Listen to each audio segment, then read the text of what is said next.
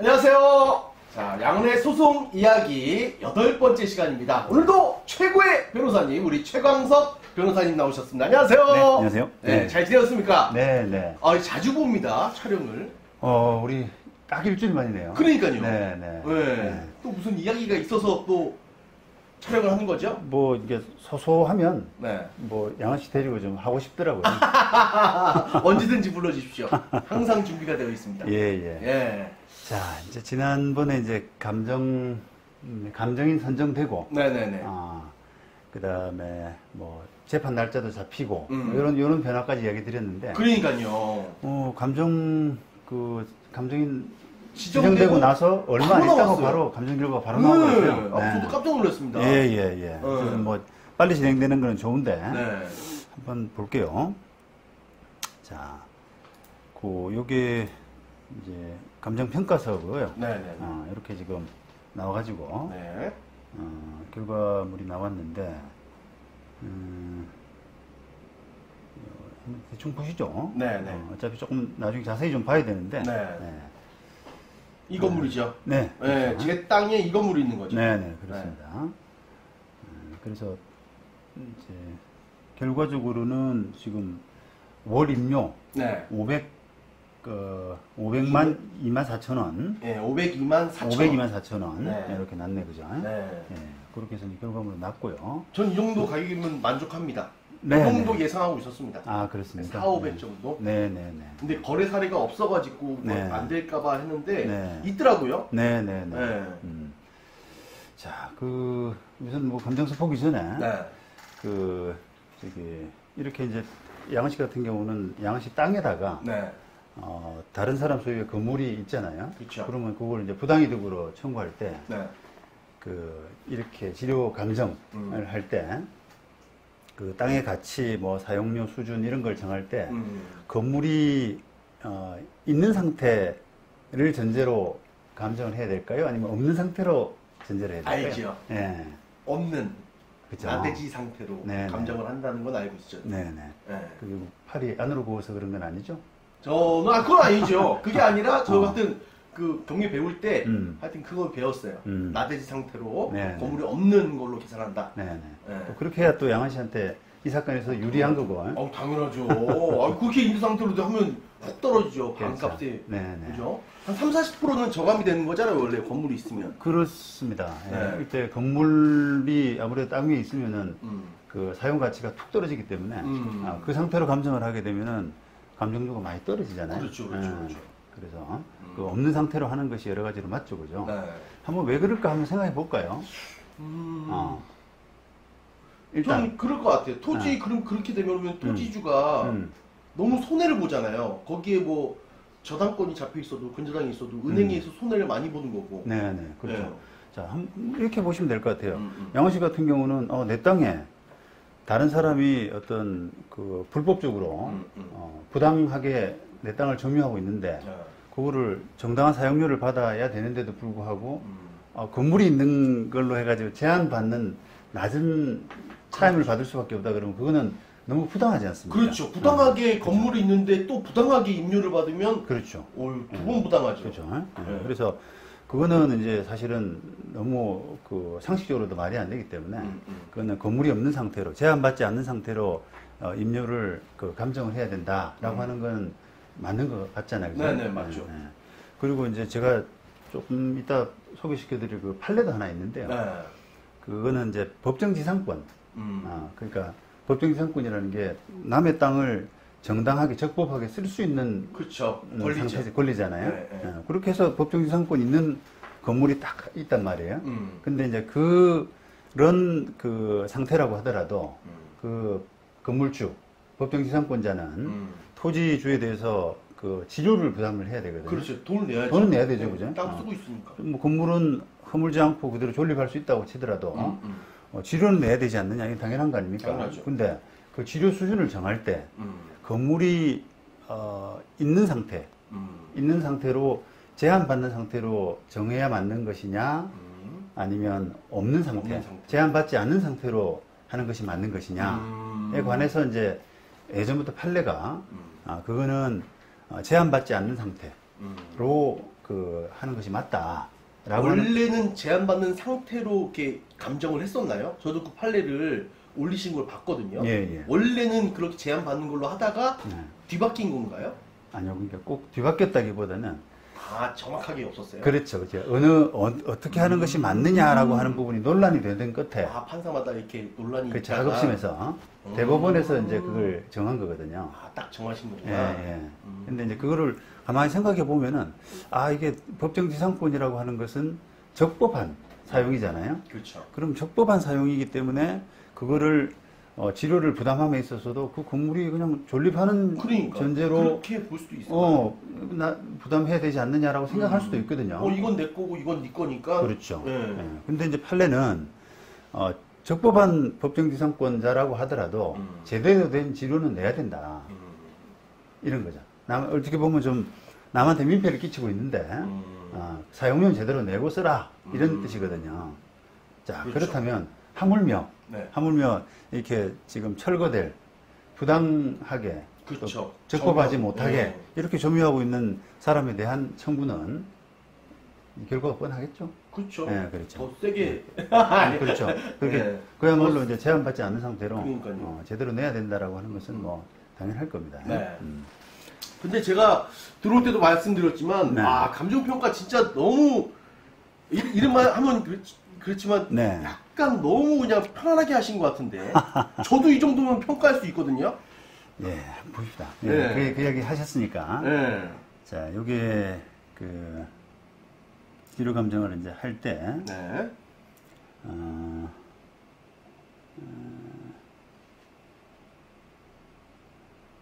그 현장 조사를 7월 27일 하고 7월 28일 딱 이제 그 이틀 정도 하고 작성을 바로 다음날 9일날 했다. 이렇게 하고 있거든요.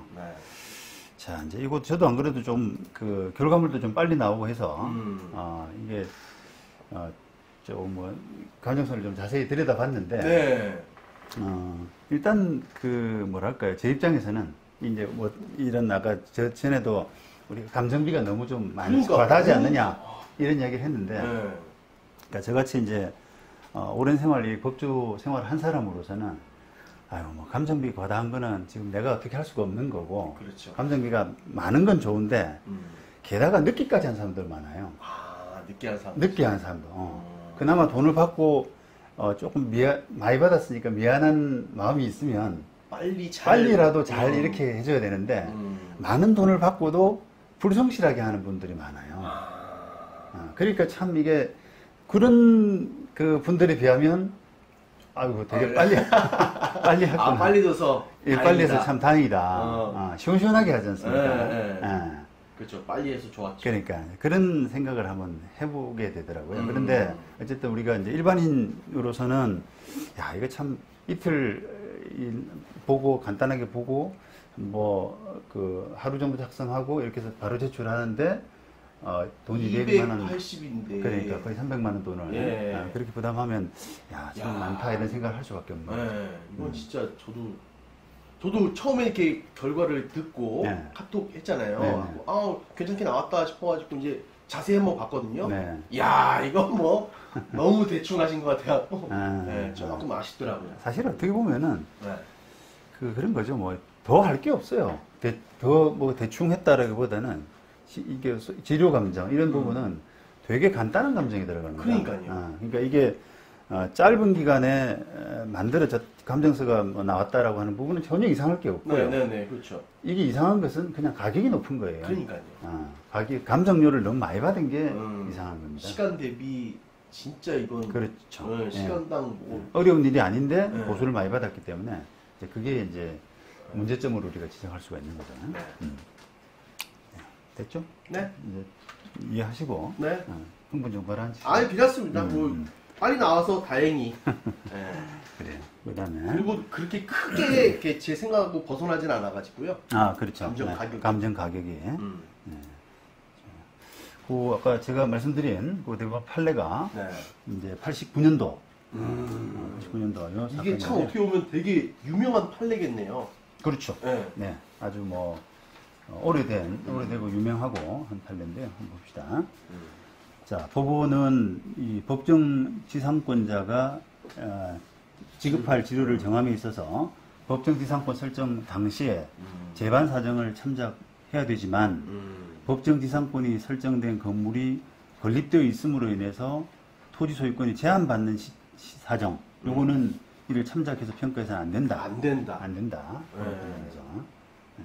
요것도 제가 쭉 그 이유를 조금 읽어보니까, 요거는 이제 우리가 법리라고 그래서, 판례 판결 요지죠, 그죠?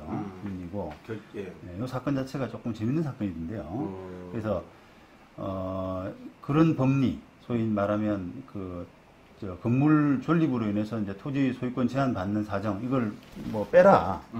그까지 가만히 해서는 안 된다라고 하고, 원심이 위와 같은 취지에서 이 사건 토지 위에 이 사건 건물이 건립되어 있지 않음을 전제로, 건물이 없음을 전제로 이 사건 토지의 이용 상황, 그다음 법정지상권 설정 당시 재반 사정을 참작해서 평가한 제1심 감정인 소의 1, 그죠? 소의 1의 감정 결과에 따라서 지료를 정한 조치는 정당하다. 이렇게 한 거죠. 그죠? 그리고, 요게, 원심이 채용한, 요, 이제, 결국은, 원심이란 말은 요게, 대법원에서의 원심은 2심을 이야기하거든요. 바로 전 심을 원심이라고 그러는 거예요? 원심을 그래요. 그러면. 1심에서 대법원 가는 것도 있나요? 그거는 제가 알기로는 비상상고라고 하는 제도가 있긴 한데 거의 없어요. 그럼 원심 그 전은 거의 2차. 2심 입장에서는 1심이 원심이죠. 그렇죠. 네, 그렇게 되고. 대법원에서 원심이라고 하는 것은 2심을 이야기하는데요. 자, 이게 이제 원심 위와 같은 취지에서 이 사건 토지 위에 이 사건 건물이 건립되어 있지 않음을 전제로 이 사건 토지 이용 상황 이렇게 해서 이제 그거는 맞고요. 또 이 감정이 여러 번 됐더라고요.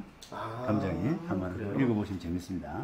원심이 채용한 요게 원심이 채택한 건데 요게 소의 1이 아까 얼마 이렇게 해서 감정을 했잖아요. 그 사람 결과를 채택을 했는데 요 감정 결과에 따르면 이 사건 토지 가격을 감정 기준일 현재 평당 360만 원으로 보고 그 임료를 토지 가격의 7%로 평가했으며 건축이 불가능한 공법상의 제한을 이 사건 토지 가격의 30% 감가 사유로 판단하고 있다. 그래서 그거는 맞다.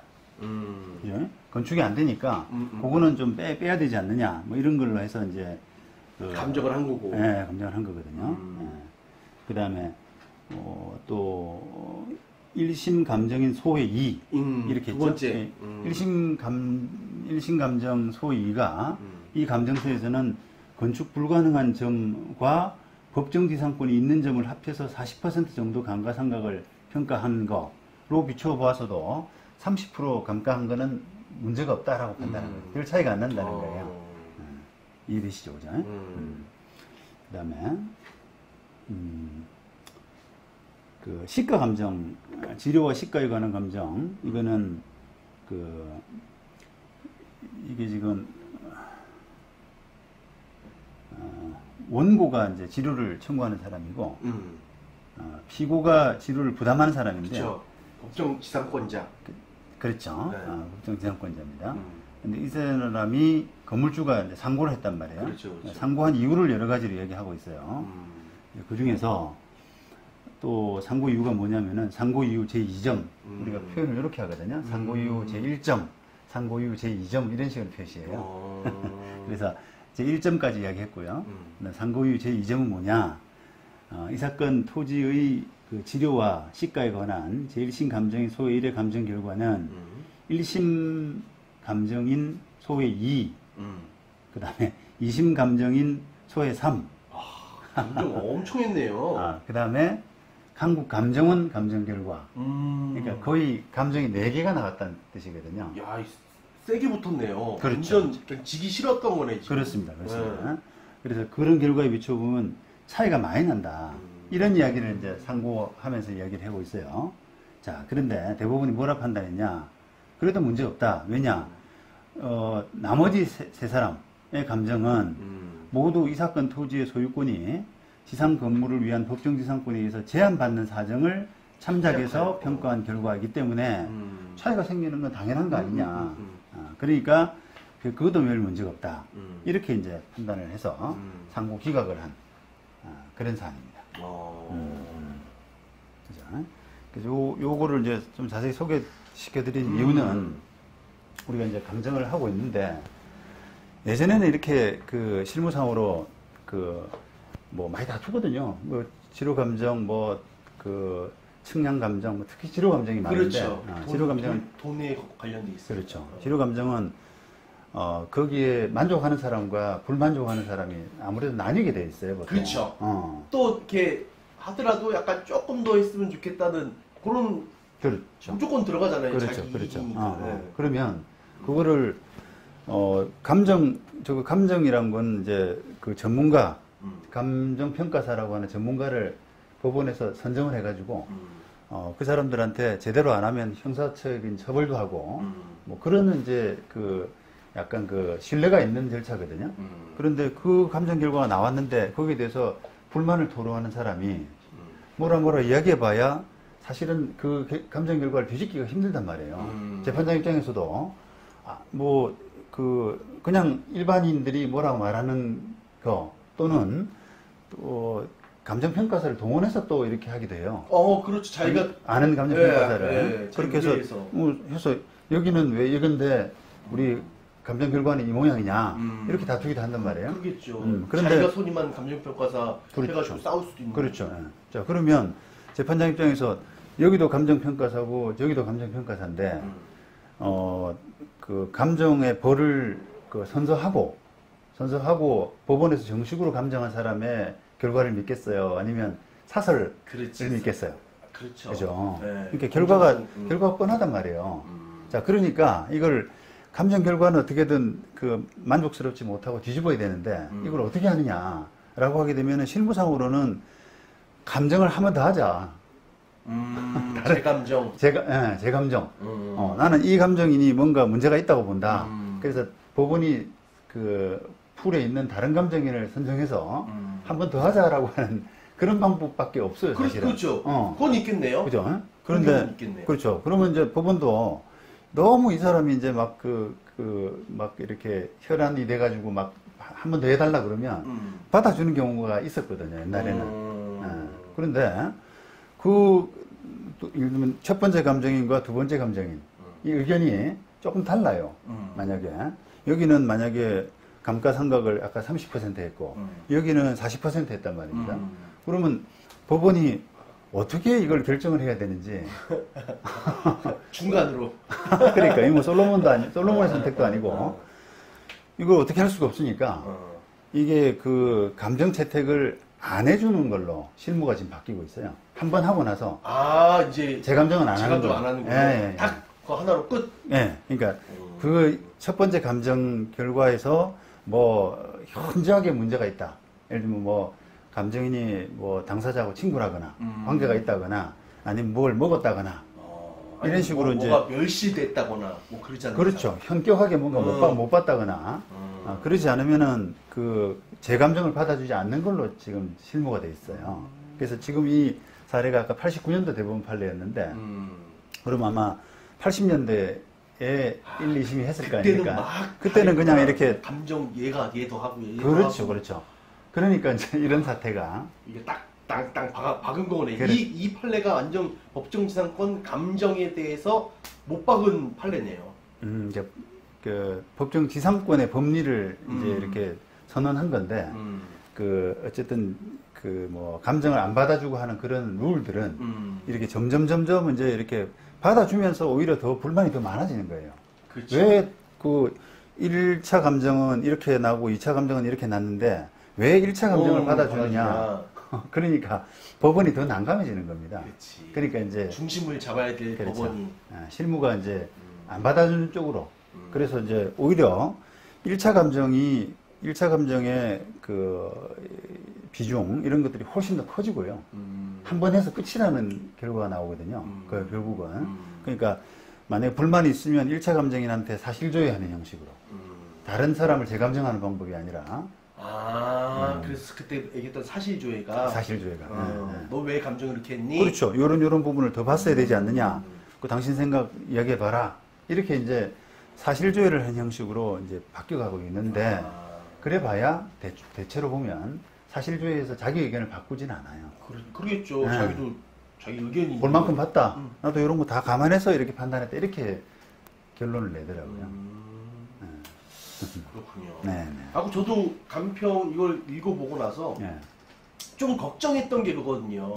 그 거래 사례가 없으면 이거 좀 낮게 감정이 될 텐데 라고 생각했는데 그걸 딱 그 옆에 거래된 걸 봐서 똑같이 했더라고요. 그 평수랑. 근데 그게 좀 작아서 좀 땅의 가치가 좀 작으면 없잖아요. 그래서 좀 싸게 거래된 걸 쓸 수 있는데 그러니까 조금 아쉬운 부분은 제가 갖고 있는 평수가 좀 더 크기 때문에 조금 더 뭐 보정치가 조금 올라갔어야 되지 않을까라는 생각이 들더라고요. 아유, 그래요. 자, 그리고 평가서를 그런 면에서 다시 한번 볼게요. 자, 이제 어떻게 감정평가가 나왔느냐라고 하는 그런 이제 이유와 관련된 건데요. 그렇죠. 감정 목적물의 확인, 기준 가치 및 감정평가의 조건, 토지 현황, 위치 및 뭐 주위 환경, 그다음에 토지용 계획상, 토지의 인근 표준지 및 평가 사례 등등 여러 가지 공시지가 이런 걸 다 그렇죠. 그다음에 평가 방법은 이제 감정평가 법률 그런 것들을 참작을 했다라고 하고요. 그다음에 이제 우리가 구체적으로 이제 어떻게 하여튼 그 수치가 나왔느냐, 내 땅을 어떻게 평가했냐, 그게 관련된 건데 일단은 토지 기초 가격하고 이 뒤에 보시면은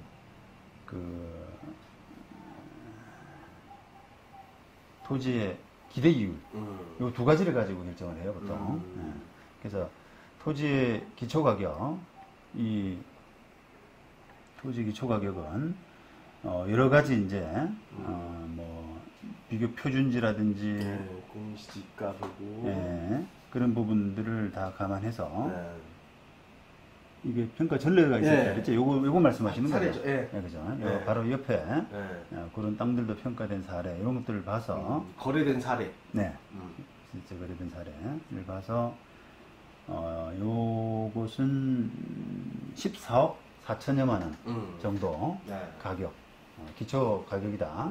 그렇게 이제 판단한 거죠. 자, 그 다음에 기초 가격과 이제 보통 기대이율을 가지고 결정을 하는데요. 이걸 뭐 서로 곱해서 하는 방법을 적산법이라고 한다고 그렇죠. 적산법.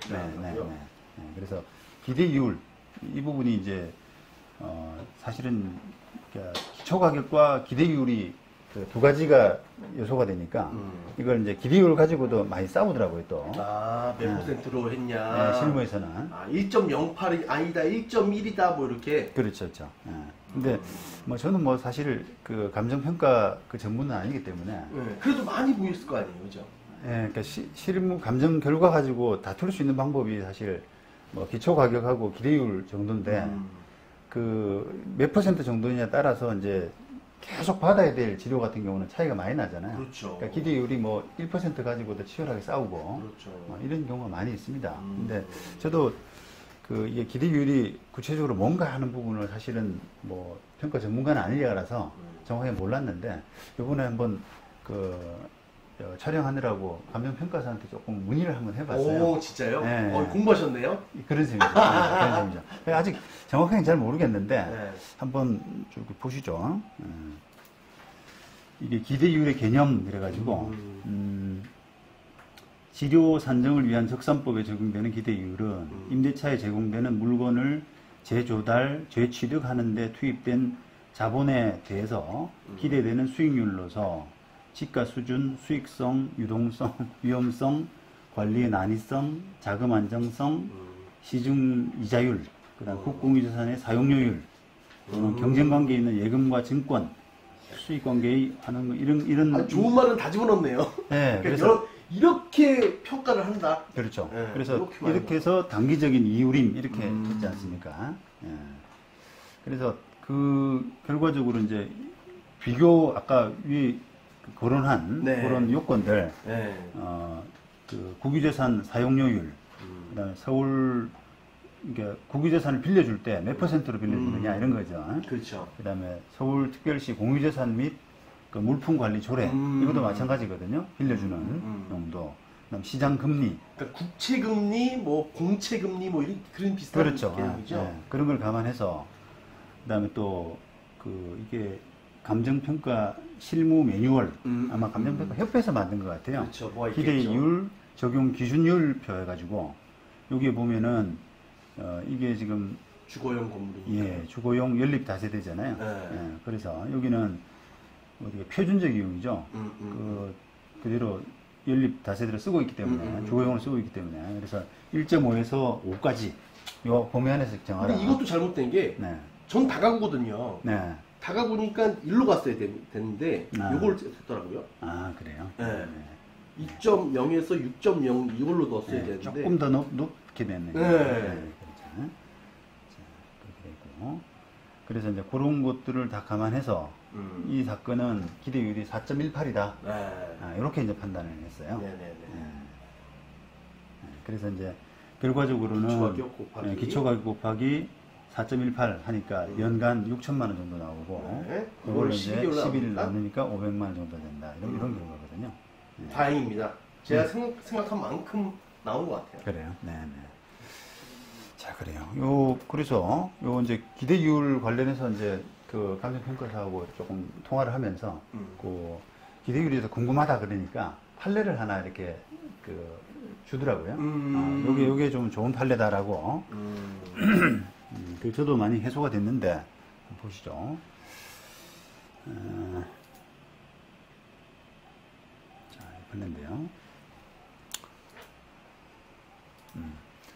자, 대법원 2000년 2000다 12020 판례인데요. 여기 이제 기대율의 의미하고 결정 요소 이런 부분인데 국가 또는 자치단체가 도로법 등에 의한 도로 설정을 해서 도로관리청으로서 점유하거나 도로로 쓰고 있는 땅 같아요.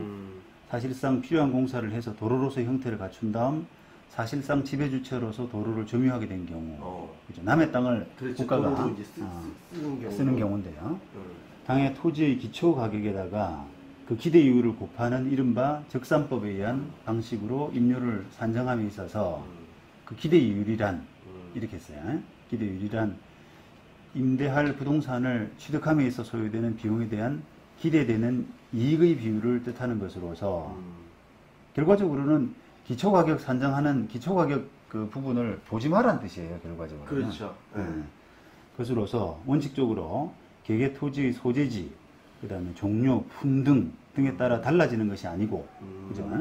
달라지는 것이 아니고, 국공채 이율, 은행의 장기 대출 금리, 일반 시중 금리, 정상적인 부동산 거래 이윤율, 국유재산법과 지방재정법이 정하는 대불효율 등을 참작해서 결정되어지는 것이며 시장 이율에 대해서 그렇죠. 산정된다는 그렇죠. 거죠. 네. 따라서 이와 같은 방식에 의한 임료 산정을 할 때 이미 기초가격이 구체적인 개개의 부동산의 실제 이용 현황이 참작되어서 평가 결정된 이상 그 기대이율을 산정함에 있어서 다시 위 실제 상황을 이용 상황을 참작할 필요는 없다.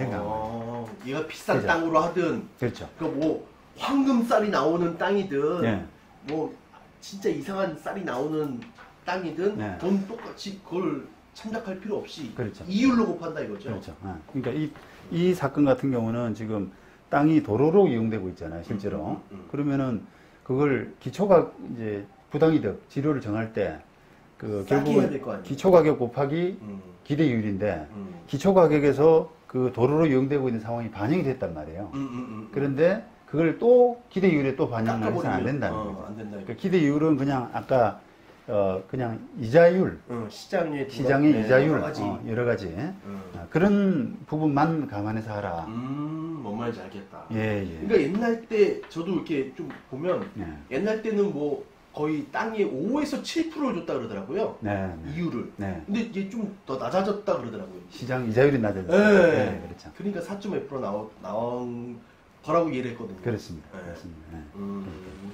그런 관점에서 이제 이 사례를 이해하시면 될 것 같습니다. 어이, 공부 많이 하셨네요. 네, 그래요.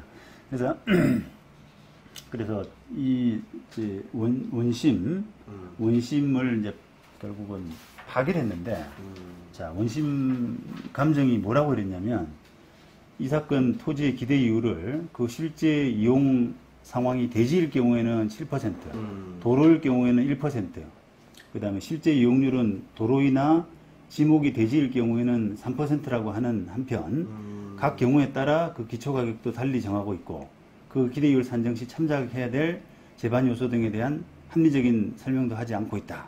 이렇게 한 거거든요. 그러니까 결국은 이게 기초가격 산정할 때 이미 참작이 되었는데, 기대이율 산정할 때도 고려할 필요 없다. 거기다 참작해서 또 기대이율을 또 넣었다는 거예요. 그럼 완전 똑같다는 거죠. 그렇죠. 완전 잘못된 거죠.